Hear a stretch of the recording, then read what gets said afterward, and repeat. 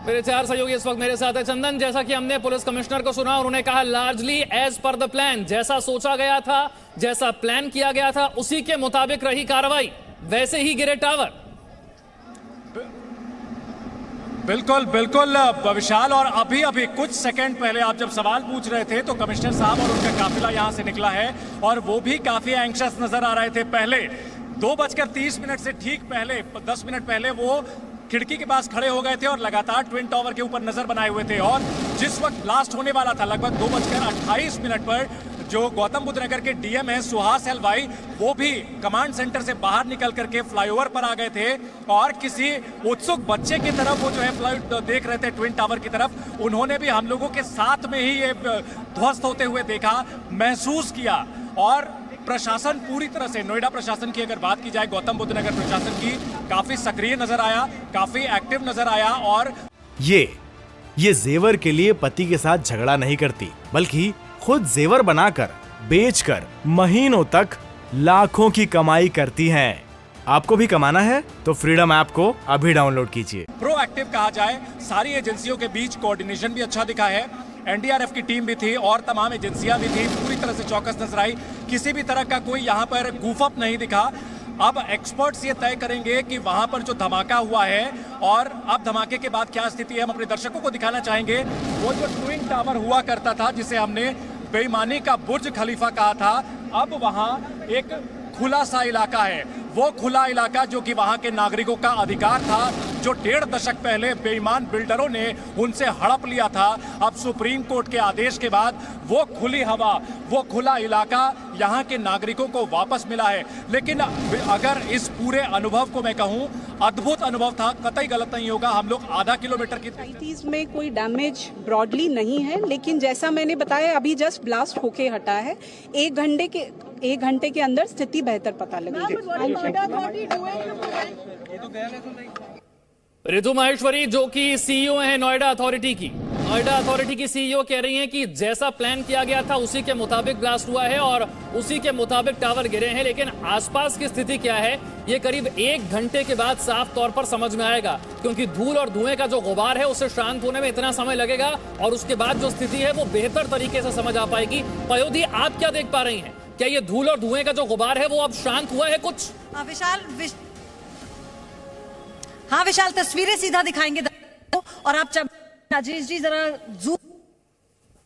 जो है ये इसका एक हिस्सा एटीएस विलेज से टच हुआ है हल्का सा, जो फिलहाल जानकारी मिल रही है उस तस्वीरों में किस तरह से ये जो मलबा है इसका पूरा ढेर लग चुका है। हालांकि इसको पूरी तरह से जिस टेक्निक की बात की जा रही थी सक्सेसफुल बताया जा रहा है। अभी कुछ भी कहना बहुत जल्दबाजी होगी, क्योंकि एक्सपर्ट की पूरी टीम इंतजार कर रही थी जब ये गिराया जाएगा उसके बाद अब वो जांचेंगे कि किस तरह से। और हमें नहीं भूलना चाहिए जिन ब्लैक बॉक्सेस का जिक्र हम कर रहे थे, तो सारी जानकारी पहुंचेगी, हम सब तक हम दर्शकों तक भी पहुंचाएंगे। लेकिन अभी एक्सपर्ट की टीम जांचेगी, पड़ताल करेगी, क्योंकि अभी जो सबसे पहली जो प्राथमिकता है एक्सपर्ट की टीम के लिए वो ये है, क्योंकि एक हिस्सा हम देख रहे हैं यहाँ पर जो इमारत थी उसका टच हुआ है एटीएस विलेज से, तो वहां पर क्या कोई नुकसान पहुंचा है और किसी तरह का कोई दरार तो नहीं पड़ी है। हालांकि छोटी मोटी दरार की बात पहले भी की जा रही थी, और क्योंकि जिस तरह का एक्सपेरिमेंट था अपने आप में बहुत बड़ा, पहली बार देश में इतनी बड़ी इमारत को इस तरह से ढहाया गया था,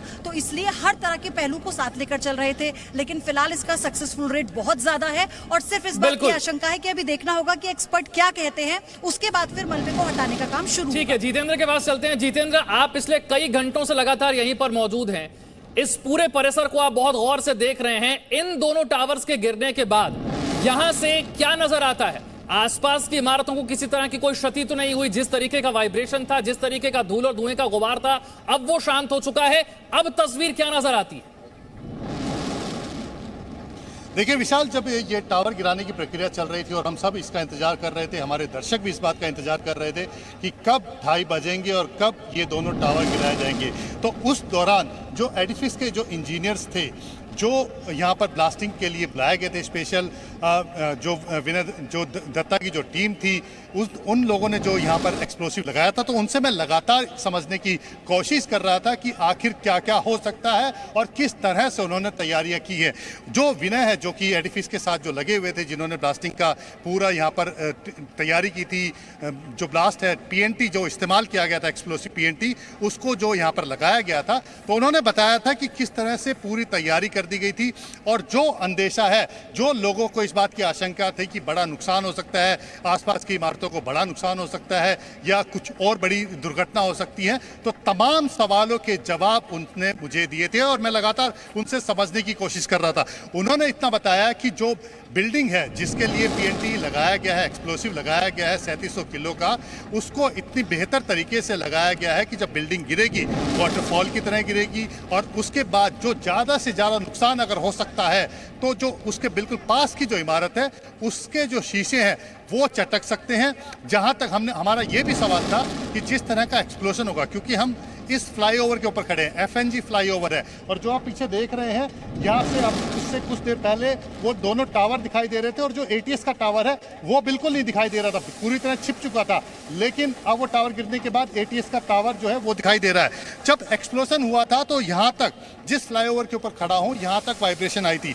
हमने इस सवाल का जवाब भी उनसे पूछा था कि जब ये एक्सप्लोजन होगा, नीचे क्योंकि ब्लास्टिंग की गई है, नीचे उन्होंने टायर्स लगा रखे हैं जिससे कि जो वाइब्रेशन है उसको कम किया जा सके, क्योंकि जब ब्लास्ट होगा, बिल्डिंग गिरेगी, तो जो वाइब्रेशन होगा उससे जो आसपास की जो इमारतें हैं उसको नुकसान पहुंच सकता है। तो उसके लिए उन्होंने जो नीचे है जहां पर ब्लास्टिंग की गई थी उसमें उन्होंने टायर लगा रखे थे जिससे कि वाइब्रेशन को कम किया जा सके। इसके अलावा जो सीबीआरआई से जो उन्होंने रिपोर्ट ली थी उसके मुताबिक एटीएस का एक टावर है जिसको लेकर के थोड़ी बहुत आशंका है कि थोड़ा नुकसान उसको हो सकता है, वो भी बेहद मामूली। इसके अलावा सुपरटेक की जो बिल्डिंग्स हैं, एटीएस की जो बिल्डिंग है, किसी तरह के कोई नुकसान की आशंका नहीं है। हालांकि रस जितनी भी डिटेल है प्रशासन देख रहा है उसको, तो आपको वहाँ से मिल जाएंगे। एनडीआरएफ का जितना काम था वो पूरा हमारी अब तक एनडीआरएफ अभी तक कोई रिक्वायरमेंट नहीं। हमने देखा था पूरी तरह से तैयारी थी, एक तरह से सामान निकाल कर रखे गए थे, उनकी कोई जरूरत नहीं पड़ी अब तक? नहीं, अभी तक जरूरत नहीं पड़ी। बाकी अभी मीटिंग है तो यहाँ से अब रिलीव कर दिया गया है? नहीं, अभी मैं मीटिंग के लिए जा रहा हूँ, जैसे आदेश मिलेगा तो मिलेगा। Okay, thank you. Thank you. तो प्लान के मुताबिक ट्विन टावर को ढहा दिया गया। आपने पुलिस कमिश्नर को भी सुना, नोएडा अथॉरिटी की सीईओ को भी सुना। राम भी मेरे साथ है। राम, बाकी लोग किसी भी नजर से इस टावर के गिरने को देख रहे हो, कुछ उत्सुकतावश देख रहे थे, कुछ लोगों में कौतूहल था, लेकिन जिन लोगों के घर यहां आसपास में थे, आसपास के टावर्स में थे, उनमें एक चिंता थी, उनमें एक डर था, एक भय था कि हमारे घरों को कुछ नुकसान तो नहीं होगा। आज उनके लिए तस्वीर बहुत अहमियत रखती है कि धूल और धुएं का गुबार जब शांत हो गया तो क्या उनके टावर वहां सही सलामत नजर आ रहे हैं? बिल्कुल विशाल, आप ठीक कह रहे हैं। एक तरह से उनकी सांस अटकी हुई थी, उनके जीवन भर की पूंजी है, कमाई है। जरा पीछे की तस्वीर में आपको दिखाना चाहता हूं। यहां पर एक एक फ्लैट की जो कीमत है वो तकरीबन 80 लाख, 1 करोड़ या उससे भी ज्यादा है कुछ फ्लैट्स की कीमत। ये तस्वीर जरा देखिए, जहां पर ये ट्विन टावर थे वहां पर इस वक्त मलबा है, और उस मलबे पर मैं कहूंगा अपने सहयोगी कैमरामैन से कि थोड़ा सा जूम करके दिखाएं।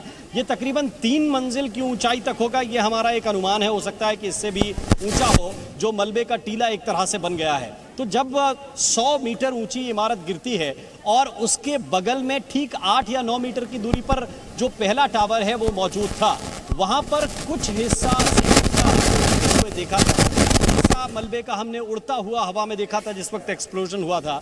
तो उस जगह पर कुछ हिस्सा जरूर गया है, वहां पर वो पर्दा जरूर फटा है। हो सकता है कि उस एरिया में, उस जगह पर जितने कांच के शीशे हों वहां पर नुकसान पहुंचा हो, या जो बाहर की तरफ बालकनी है वहां पर नुकसान पहुंचा हो, लेकिन मोटा कोई नुकसान नहीं हुआ है। और विशाल, ये जरूर कहा जाता है कि निर्माण सृजन जो है वो एक तरह की कला है और उसमें समय लगता है, लेकिन यहां पर आप अगर इस तस्वीर को देखेंगे तो जो विध्वंस है, या कहिए कि ये इस इमारत का विनाश है, इसके पीछे भी एक तकनीक लगी है और लंबा वक्त लगा है, और उसकी वजह ये थी। और आम चूंकि मैं आपसे बात कर रहा था उन टावर में रहने वाले लोगों की जिनके घर आसपास हैं, उनके लिए भी एक बड़ी जरूरी सूचना दी गई नोएडा अथॉरिटी की सीईओ की तरफ से। उन्होंने कहा अब तक तो जो भी कुछ हुआ वो प्लान के मुताबिक रहा, आसपास की इमारतें सुरक्षित हैं, जिन लोगों के मकान हैं उनके लिए बता दिया जाए कि उनकी बिजली और उनकी गैस की जो सप्लाई है उसे जल्द ही बहाल कर दिया जाएगा, क्योंकि उसे रोक दिया गया था कुछ समय के लिए एहतियातन। उसे जल्दी ही बहाल कर दिया जाएगा और शाम 6:30 बजे उन्हें एंट्री भी दे दी जाएगी। यानी कि इन आसपास के टावर में जिन लोगों के घर हैं उन्हें 6:30 बजे एंट्री भी मिल जाएगी। ये नोएडा अथॉरिटी की सीईओ की तरफ से बताया गया। राम, बिल्कुल ये पहले से तय था एक तरह से विशाल, ये पहले से तय था कि बताया गया था कि 4 बजे के बाद उस एरिया में लोग जा भी सकते हैं और देख भी सकते हैं कि उनके घर में कोई नुकसान तो नहीं हुआ है। 6:30 बजे के बाद उनकी एंट्री इसलिए दे दी जाएगी क्योंकि धूल का गुबार लगभग आगे से हम तस्वीर के जरिए देख रहे हैं, लगभग 95% तक साफ हो चुका है। जो हल्का सा धुंधलापन है वो जरूर नजर आएगा और वो वातावरण में इतने धूल के पार्टिकल एक साथ नहीं जाते, लेकिन लगभग 95% जो धूल का गुबार था वो साफ हो चुका है। एहतियातन तो विशाल इतने इंतजाम थे कि यहाँ मैं 20 से ज्यादा दमकल की गाड़ियां देख रहा हूं, कम से कम 50 से 60 पानी के टैंकर देख रहा हूं। और उसकी वजह यह थी कि अगर कोई अप्रिय घटना होती है तो आपके पास इंतजाम क्या है, ये प्रशासन से पूछा जाता, इसलिए वो एहतियातन इंतजाम किए गए थे। जो लोग यहाँ पर रहते हैं उन्हीं के लिए सबसे बड़ा कंसर्न था। और ये जो 20 करोड़ रुपए इसमें खर्च किए गए हैं, बताया जा रहा है कि धमाके में और इस बिल्डिंग को गिराने में, वो भी शायद इसीलिए किए गए क्योंकि ये निर्जन स्थान पर नहीं था, ये ऐसी जगह पर था जिससे 8-9 मीटर की दूरी पर बड़े बड़े टावर हैं, लोगों का सामान है, उनका घर है, जिंदगी भर की कमाई लगी है और इसीलिए इस पर इतना खर्च किया गया और बहुत ही एहतियात के साथ इस बिल्डिंग को गिराया गया। अब तक जो हम देख पा रहे हैं वो भी यही है कि प्लान के मुताबिक हुआ है। जो दावे किए गए थे कि बिल्डिंग बाहर की तरफ गिरेगी, अगल बगल किसी टावर पर नहीं गिरेगी, वैसा कुछ नहीं हुआ है। हाँ, ये जरूर है कि कुछ हिस्सा धूल का, सीमेंट का, सरियों का टूटकर इधर उधर गया है। जो आसपास के हम देख पा रहे हैं कि टावर में जो सफेद पर्दा लगा था, वो कपड़े का पर्दा, वो फैब्रिक का पर्दा फट गया है कुछ स्थानों पर, वो भी पूरा नहीं। तो जो धूल के कण हैं उनकी वजह से या जो कुछ सीमेंट के कण उछल कर गए होंगे उनकी वजह से, और ऐसा बिल्कुल जो नोएडा अथॉरिटी के अधिकारी हैं वो भी ठीक कर रहे हैं कि कोई जल्दबाजी में बयान नहीं दे रहे। जब नजदीक जाकर देख लेंगे, जब ये इत्मीनान कर लेंगे कि इन टावर्स को जो दूसरे ठीक है, मैं चंदन के पास चलता हूं, नुकसान नहीं होगा। चंदन, आप क्या देख पा रहे हैं, तस्वीर जरा दिखाइए।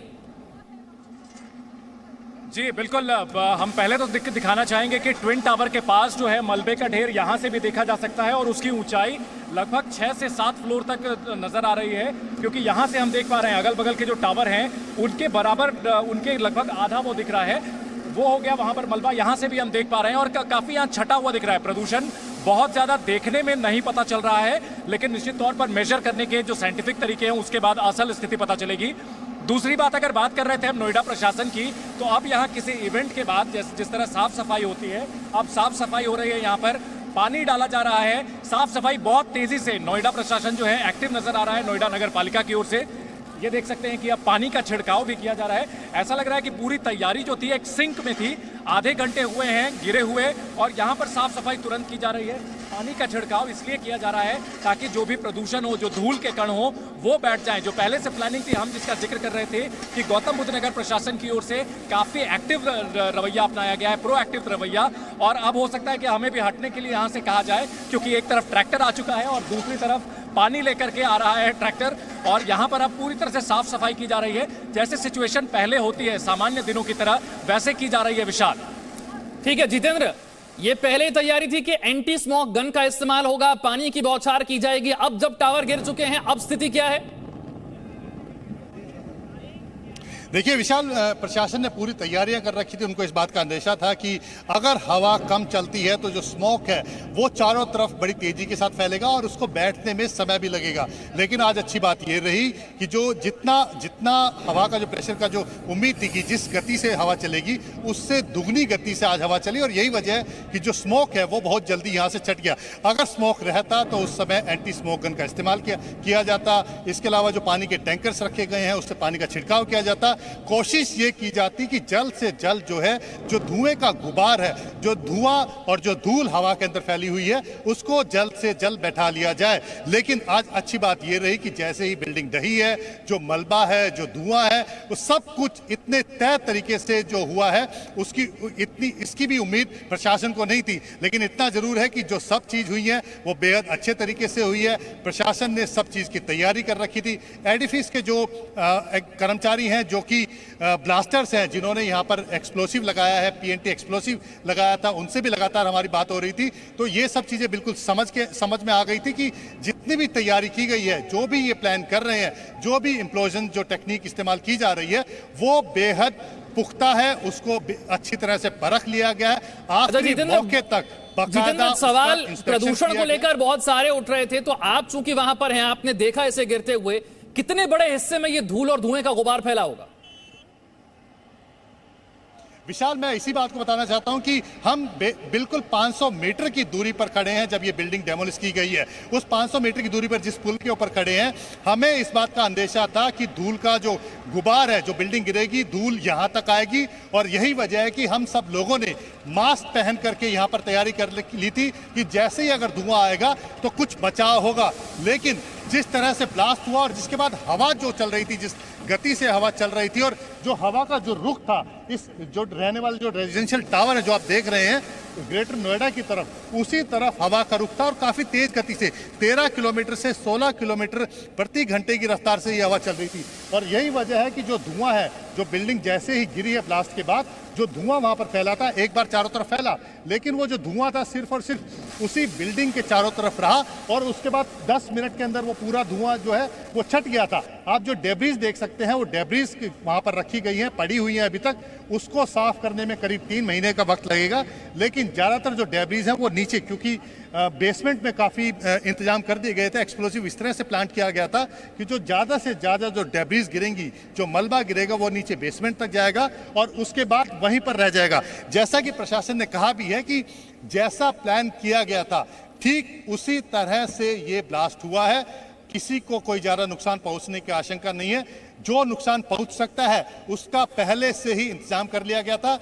ये आशंका थी कि कुछ जो बिल्डिंग्स हैं उनके शीशे टूट सकते हैं, एक बिल्डिंग से उसको थोड़ा नुकसान पहुंच सकता है, जो कि बेहद मामूली है। इसकी पहले से ही पूरी तैयारी कर ली गई थी। कंप्लीशन रिपोर्ट थी, जो बगल में बिल्डिंग है उसको क्या क्या नुकसान हो सकता है, शीशे टूट सकते हैं, तो यहाँ तक तैयारी कर ली गई थी कि बाकायदा उन घर के शीशों का नाप लेकर के ऑर्डर दे दिया गया था, ताकि एक्सप्लोजन के बाद जैसे ही घर वाले घर पहुंचेंगे तुरंत उसको फिट कर दिया जाएगा।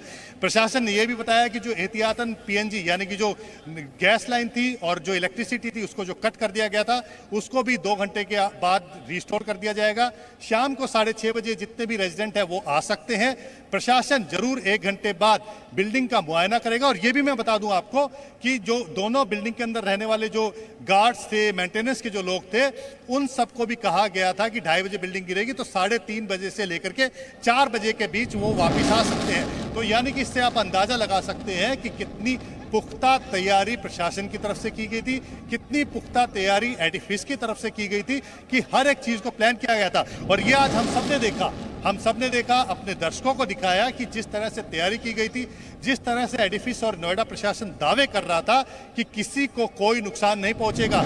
जो दोनों टावर हैं, एपेक्स और चियोन, इन दोनों टावरों को इस तरीके से गिराया जाएगा कि आसपास किसी तरह का नुकसान नहीं पहुंचेगा। और ठीक उसी तरह से हमने देखा कि जो ब्लास्ट हुआ उसका कंपन जरूर आया, लेकिन वो कंपन इतना ज्यादा नहीं था कि किसी को कोई नुकसान पहुंच चुके। इस बारे में भी जो आशंका थी उसको लेकर के भी हमने एडिफिस के कर्मचारियों से बात की थी। उन्होंने कहा था कि जो 3 रिएक्टर स्केल तक का जो यहाँ पर मैक्सिमम जो भूकंप आया है, उससे कम ही जो कंपन है वो आएगा। यानी कि इससे आप अंदाजा लगा सकते हैं कि जो बिल्डिंग्स बनी होती हैं, कम से कम 6 रिएक्टर स्केल तक का जो कंपन है उसको आराम से झेल सकती हैं। जब आप बता रहे हैं कि 3 रिएक्टर स्केल जो यहाँ पर मैक्सिमम आया है, उससे भी कम कंपन अगर होगा ब्लास्ट के बाद, तो इसका मतलब साफ है कि जो बिल्डिंग्स हैं उनको नुकसान पहुंचने की आशंका लगभग ना के बराबर है। किसी जो पास है उसको हल्का फुल्का नुकसान हो सकता है। लेकिन बावजूद इसके जैसे ही ब्लास्ट हुआ, जो जॉय बेकरमैन है, जो कि जेट कंपनी, जिसने जो ब्लास्ट के लिए साउथ अफ्रीका कंपनी है जिसको कॉन्ट्रैक्ट दिया गया था, उसके सीईओ हैं, वो पहुंचे थे सबसे पहले। ठीक है। ये जेवर के लिए पति के साथ झगड़ा नहीं करती, बल्कि खुद जेवर बनाकर बेचकर महीनों तक लाखों की कमाई करती हैं। आपको भी कमाना है तो फ्रीडम ऐप को अभी डाउनलोड कीजिए।